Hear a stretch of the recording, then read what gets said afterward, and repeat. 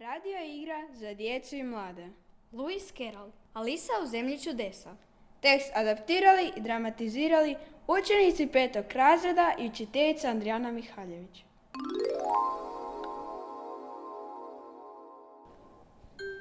Umorna sam, Seko, od sjedenja bez ikakva posla. Što to čitaš? Evo, vidi. Nema ni slika, ni dijaloga. Kakva korist od te knjige?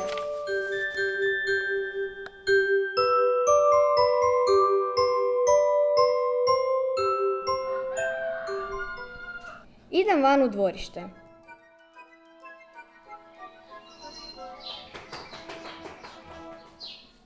O ljudi, opet ću zakasniti. Ajme, još nikad nisam vidjela takvog zeca, ni s džepom na prstoku, a još manje sa satom koji bi iz džepa mogao izvaditi. Potrčat ću za njim. Oho, ma skočit ću za njim i uzet ću ruku.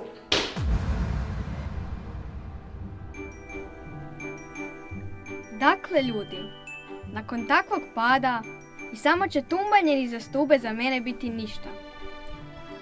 Pitam se koliko sam već milja do sada propala. Zacijelo sam već negdje pri središtu zemlje, a pitam se i hoću li propasti ravno kroz zemlju. Kako bi bilo smiješno izaći među ljude koji hodaju na glavce. Mislim da će moja maca Dina noćas biti jako tužna što me nema. O, uši mi brka. Koliko već kasnim? Kamo ova vrata vode? Kakav je ovo mali prolaz? O, pa tamo je najljepši vrt koje moje oči vide.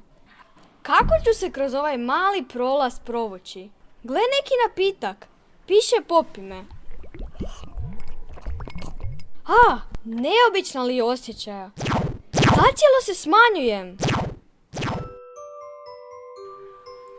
Sad mogu proći kroz onaj mali prolaz i stići u prekrasni vrt. A, zaboravila sam uzeti zlatni ključić. Kad se vratila do stola po ključić, Alisa je bila tako mala da ga nije mogla dosegnuti. Uskoro joj je pogled pao na staklenu kutijicu pod stolom. Otvorila ju je te u njoj otkrila sasvim maleni kolačić, na kojem su bile napisane riječi "Pojedi me". Dobro, poješću ga. Ako me poveća, moći ću dohvatiti ključić. Ako me pak smanji, propucat ću ispod vrata. Sve više čudno i čudnije. Trebala bi se stidjeti. Tako velika djevojčica, pa da tako plače. Od tvojih suza stvorilo se pravo jezerce.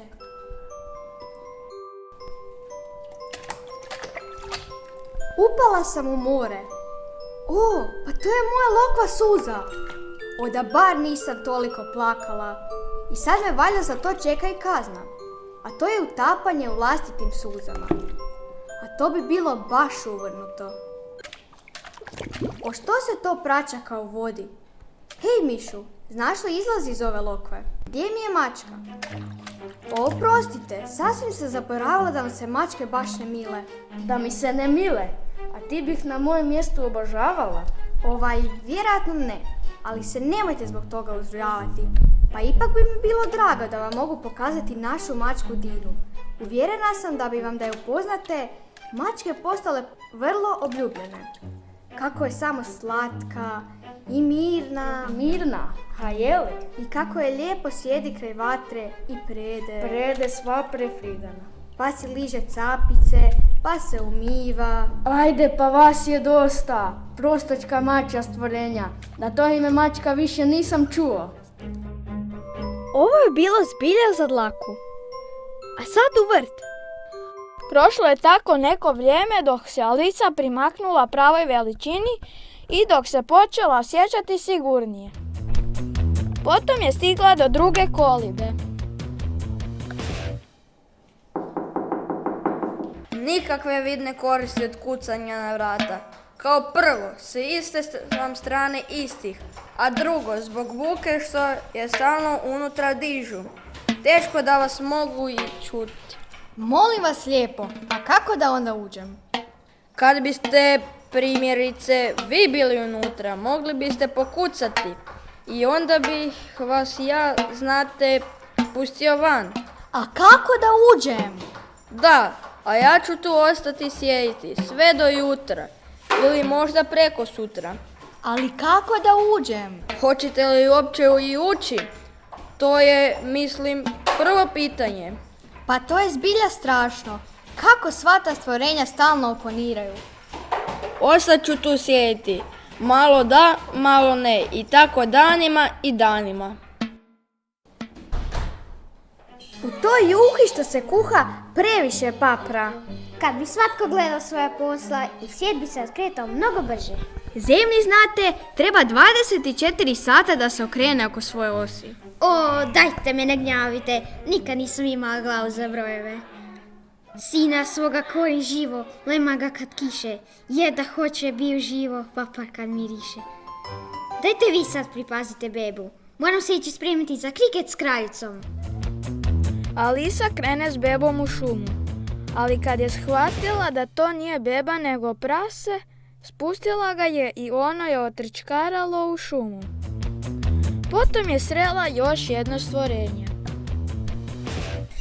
Hej, mačko, biste li bili ljubazni pa mi rekli kamo da krenem? To u velikoj mjeri ovisi i o tome kamo ste namjerili. A kakvi to ljudi žive ovdje? U ovom smjeru živi koblučar, a u ovom živi ožujski zec. Posjeti koga hoćeš, oba su luda. Nema kod nas više mjesta. Hej! Ne, nego ga ima koliko voliš.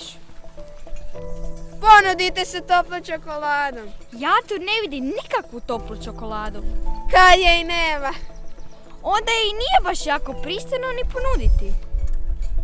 Kao što nije baš jako pristojno ni nepozvan sjesti za tuđi stol. Nisam znala da je to vaš stol. Trebali biste se ošišati. Ne biste smjeli praviti opaske na račun nečijeg izgleda. To je baš neotesano. Ha daj, uzmeš malo čaja. Još ga nisam dobila nimalo. Pa ga onda ni ne mogu uzeti više. Htjela si valjda reći da ga ne možeš uzeti manje, jer je vrlo lako uzeti više od ništa. Vas nitko nije pitao za mišljenje. Hoću čistu šalicu. Pomaknimo se svi za jedno mjesto. Ovo je najgluplja čajanka na kojoj sam bila. Odlazim. Tko je sad ovo? Zovem se Alisa, ako izvoli vaše veličanstvo. A tko su ovi? Otkuda ja to znam? Nisu to moja posla. Dolje joj je glava, dolje. Gluposti. Diži se, znate li igrat kriket? Da. Onda dolazite, lijepa li da baš lijepa dana. Na svoja mjesta! Kraljica je ušla u sukob s mačkom pa je zatražila da joj dovedu njezinu gazdaricu, Vojvotkinju. Tako mi je drago, Alisa, što vas opet vidim. Igra sada kao da je krenula mnogo bolje. Istina, a poruka o tome glasi: o, ljubav je ono što okreće svijet. A netko je drugi rekao da se svijet okreće zato što svatko gleda svoja posla. Opet razmišljate? Pa imam pravo razmišljati. Na to imate točno toliko prava koliko je vrba da rodi grožđe. A poruka: a sad vas lijepo upozoravam, ili idete vi ili ide glava. Vratimo se igri. Probudi se, Alisa, milo moje. Da znaš kakav sam neobičan san usnila. Slušaj, bila sam negdje. Bilo je to zaista neobičan san. Ali sad trči na čaj.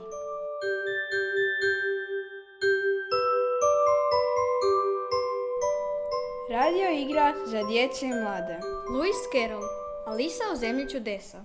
Tekst adaptirali i dramatizirali učenici 5. razreda i učiteljica Andrijana Mihaljević. Snimatelji: Ivan Pomahač, Ivan Prigorec, učenici 5. razreda. montažeri: Ivan Pomahač i Matija Jatić, učenici 5. razreda. mentorica: Andrijana Mihaljević. Osnovna škola Ludina. 2022.